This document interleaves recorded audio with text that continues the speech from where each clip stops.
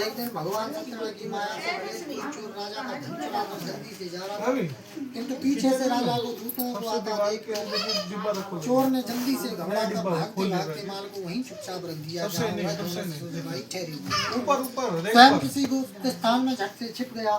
तब दूत साधु वैश्य के पास राजा के धन को देखकर दोनों को बांध कर ले गया और बड़े हाथ के साथ राजा के सम्मुख पहुंचकर दूतों ने हाथ जोड़कर निवेदन किया, राजा हम दो चोरों को पकड़ कर लाए, इन्हें देखकर आज्ञा प्रदान कीजिए। राजा ने तुरंत उन्हें बंदी गृह में डालने की आज्ञा दे दी।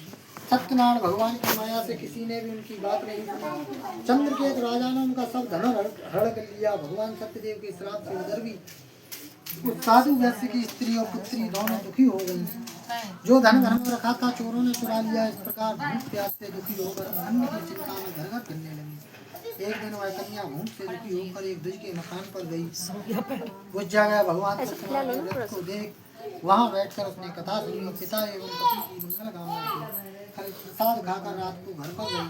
माता ने कलावती कन्या से प्रेम से पूछा, हे पुत्री इतनी देर तक तू कहाँ रही?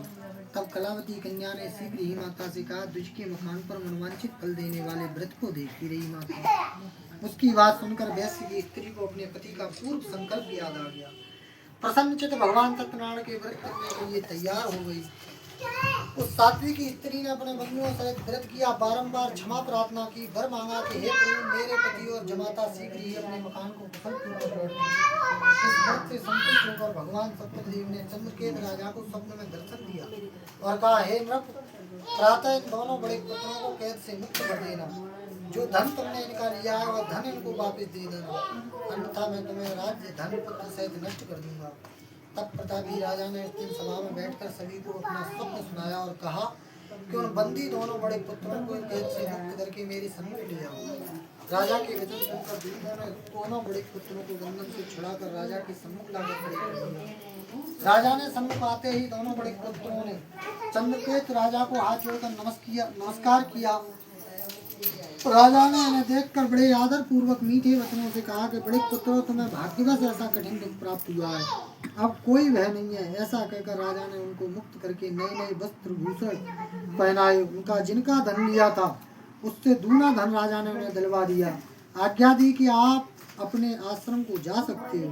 तब वे दोनों बड़े खुश जमाई अपने घर को चल दिए। बोलिए श्री सत्यनारायण भगवान की जय।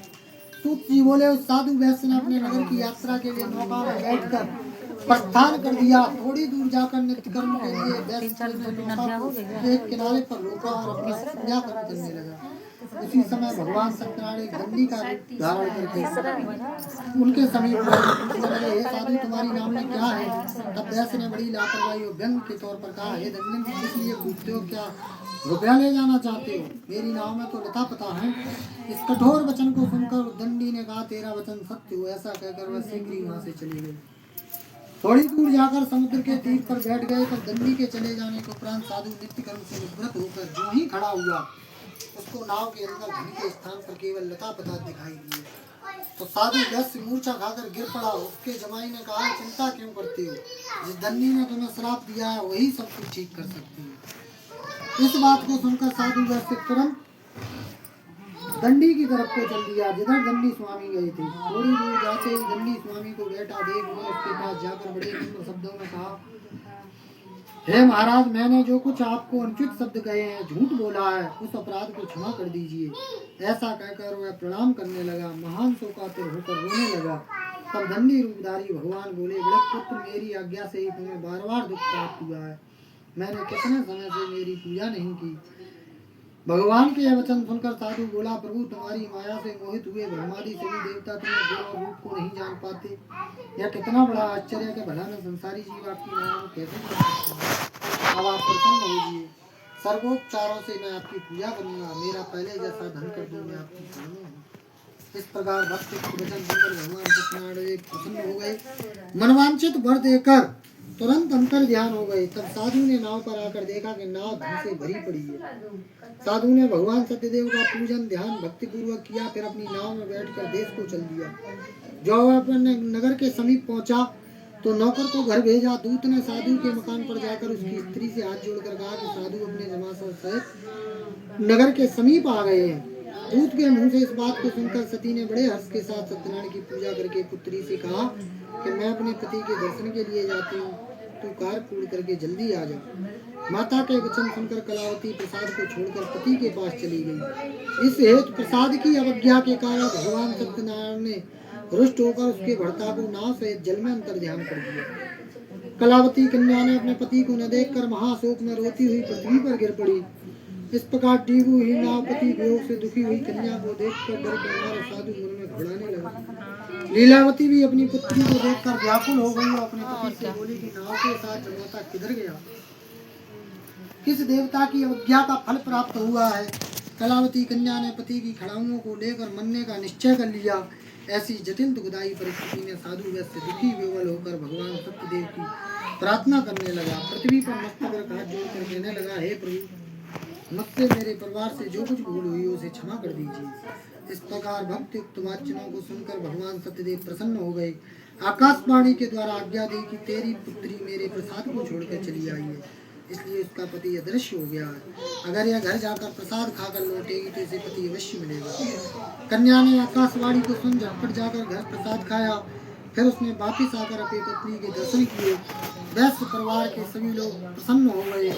साधु ने बंधुओं सहित सत्यदेव का पूजन विधि पूर्वक किया, ब्राह्मणों को दक्षिणा देकर संतुष्ट किया। उस दिन से साधु हर मास पूर्णिमा में संक्रांति के दिन सत्यदेव भगवान का पूजन करते हैं। फिर जीवन भर इस संसार में सुख होकर अंत में सत्यपुरी वैकुंठ धाम को गया। बोलिए श्री सत्यनारायण भगवान की जय। जी बोले, हे मुनीश्वरों, सुनो मैं और भी कथा सुनाता हूँ। प्रजापालन में संलग्न रहने वाला एक सुंदर ध्वज नाम का राजा था। एक समय वह वन में जाकर अनेक प्रकार के पशुओं को मारकर विश्राम करने के लिए एक बड़े वृक्ष के नीचे पहुंचा। वहां उसने देखा कि गाय चराने वाले ग्वाले भक्तिपूर्वक अपने बंधुओं सहित संतुष्ट चित्त से भगवान सत्यनारायण का पूजन और व्रत कर रहे हैं। राजा गर्व के कारण उसके पास नहीं गया और भगवान को प्रणाम भी नहीं किया। ग्वाल बाल अपने राजा को आया देख भगवान का प्रसाद ले जाकर राजा को देने गए। राजा ने अहंकार के कारण ग्वालों को तुच्छ और गरीब जानकर प्रसाद नहीं दिया। प्रसाद की अवज्ञा के कारण वह अपने घर को चला गया। वहां जाकर देखा कि उसके 100 पुत्र मरे पड़े हैं, संपूर्ण धन वैभव नष्ट हो चुका है। यह देखकर राजा बड़ा दुखी होकर विचारने लगा कि उसने सत्यदेव प्रसाद की जो अवज्ञा की है उसी के कारण मेरा यह अनिष्ट हुआ है।